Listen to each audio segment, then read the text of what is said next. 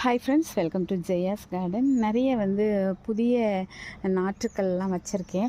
அதெல்லாம் சில பேர் வச்ச உடனே பட்டு போயிடுது, இல்லை வாங்கிட்டு வந்த உடனே பட்டு போயிடுது அப்படிங்கிற மாதிரி நிறைய விஷயங்கள் சொல்கிறீங்க.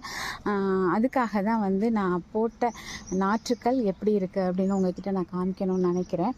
இங்கே பாருங்கள், ஒரு 20 டேஸ்க்கு முன்னாடி வச்சது. இது அது என்ன, சேஞ்சிங் ரோஸுங்க. எவ்வளோ அழகாக நிறைய கிளைகளோடு அழகாக அடர்த்தியாக வளர்ந்துருக்காங்க. இது வச்சு ஒரு 3 டேஸ் தான் ஆகுது. இன்னும் புதிய தளிர்கள் வரலை. ஆனாலும் பாருங்கள், நல்லா இருக்கா பாருங்கள், அட்டகாசமாக இருக்கா. இதுக்கெல்லாம் எந்த மாதிரி புதிய நாற்றுக்கள் வந்த உடனே நம்ம அதை எப்படி நடணும், என்ன பண்ணணும் அப்படிங்கிற ஒரு லாங் வீடியோ உங்களுக்கு ரொம்ப சீக்கிரத்தில் நான் போடுறேன். அப்போ தான் உங்களுக்கு அதில் ஒரு கிளியர் கிடைக்கும். இதுவும் பாருங்கள், வெயிலில் தான் வச்சுருக்கேன். நல்லா தான் இருக்காங்க, எந்த பிரச்சனையும் இல்லாமல் அழகாக இருக்கா பார்த்தீங்களா.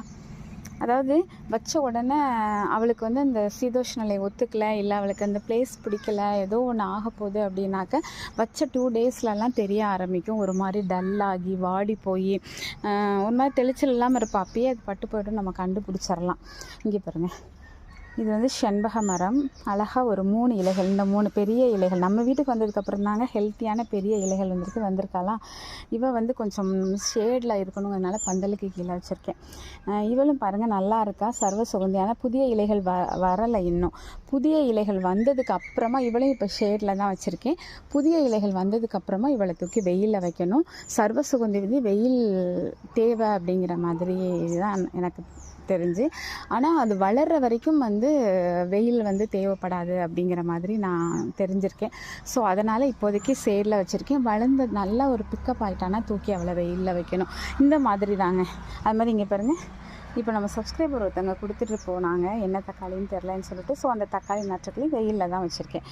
ஸோ எந்த செடியை எப்படி வைக்கணும், எந்தெந்த செடிகளை ஷேட் நெட்டில் வைக்கணும், அதெல்லாம் நம்ம கொஞ்சம் நாலேஜ் எடுத்துருக்கணும். வெயிலில் வைக்கணும்னா வைக்கிறதுக்கு முன்னாடி நம்ம என்ன பண்ணிவிட்டு வெயிலில் வைக்கணும், அந்த மாதிரியான பல விஷயங்களை சின்ன சின்ன டிப்ஸ் அதை நீங்கள் தெரிஞ்சுக்கிட்டிங்கன்னாவே ஈஸியாக நீங்கள் செடிகளை வளர்த்து எடுத்துடலாம். நிறைய பேர் ஐயோ நான் வச்சேன் ஃபெயிலியர், அவ்வளோ காசு போட்டு இவ்வளோ காசு போட்டேன், பட்டுருச்சு, வாங்கிட்டு வரும்போதே பட்டுருச்சு, வாங்கிட்டு வந்த மறுநாள் பட்டுருச்சு, வளர்த்து பட்டுருச்சு, இப்படிலாம் நிறைய சொல்லுவாங்க. ஸோ அதையெல்லாம் அவாய்ட் பண்ணதுக்கு என்ன பண்ணணும்னு உங்களுக்கு நான் மிக விரைவில் ஒரு வீடியோ போடுறேன். நம்மளை பொறுத்த வரைக்கும் நமக்கு ஃபெயிலியர் அப்படிங்கிறது 2 செடிகள் மட்டும்தான். அதுவும் கிஃப்டாக வந்தது ஒரு ஸ்டார் ஃப்ரூட். அதுக்கப்புறம் அது காய்ச்சதுக்கப்புறம் போச்சு. இன்னொன்று வாட்டர் ஆப்பிள். இது 2மே கிஃப்டாக வந்தது. அது 2ம் வம்பா போயிடுச்சு. அது மட்டும்தான் ஃபெயிலியர். மற்ற எல்லாமே சக்ஸஸ். மற்றபடி கொடுக்குறவங்க தப்பாக கொடுக்குறப்ப